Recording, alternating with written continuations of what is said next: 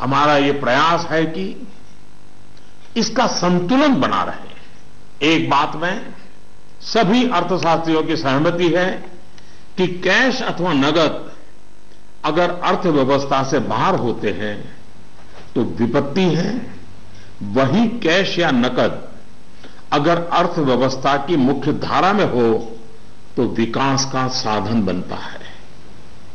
इन दिनों करोड़ों देशवासियों ने जिस धैर्य, अनुशासन और संकल्प शक्ति के दर्शन कराए हैं, अगर आज लाल बहादुर शास्त्री होते, जयप्रकाश नारायण होते, राम मनोहर लोहिया होते, कामराज जी होते, तो अवश्य देशवासियों को भरपूर आशीर्वाद देते। किसी भी देश के लिए ये एक शुभ संकेत है कि उसके नागरिक कानून और नियमों का पालन करते हुए गरीबों की सेवा में सरकार की सहायता के लिए मुख्य धारा में वापस आना चाहते हैं। इन दिनों इतने अच्छे अच्छे उदाहरण सामने आए हैं जिसका वर्णन करने में हफ्तों बीत जाए। नकद में कारोबार करने पर मजबूर अनेक नागरिकों ने कानून नियम का पालन करते हुए मुख्य धारा में आने की इच्छा प्रकट की है। यह अप्रत्याशित है और सरकार इसका स्वागत करती है। मेरे प्यारे देशवासियों, हम कब तक सच्चाइयों से मुंह मोड़ते रहेंगे? मैं आपके सामने एक जानकारी साझा करना चाहता हूं और इसे सुनने के बाद या तो आप हंस पड़ेंगे या फिर आपका गुस्सा फूट पड़ेगा।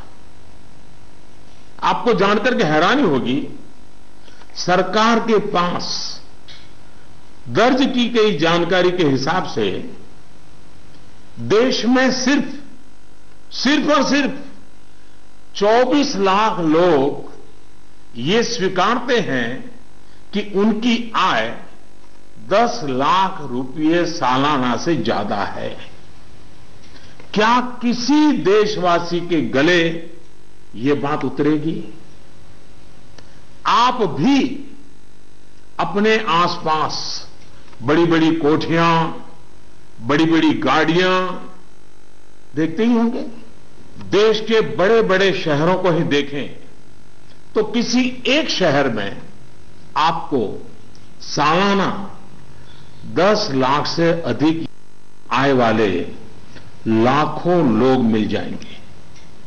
क्या आपको नहीं लगता कि देश की भलाई के लिए ईमानदारी के आंदोलन को और अधिक ताकत देने की जरूरत है?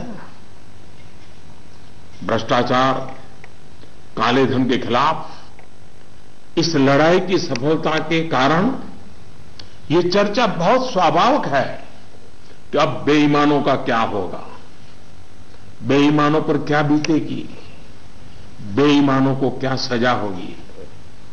भाइयों और बहनों, कानून का काम करेगा, पूरी कठोरता से करेगा, लेकिन सरकार के लिए इस बात की भी प्राथमिकता है कि ईमानदारों को मदद कैसे मिले, ईमानदारों को सुरक्षा कैसे मिले।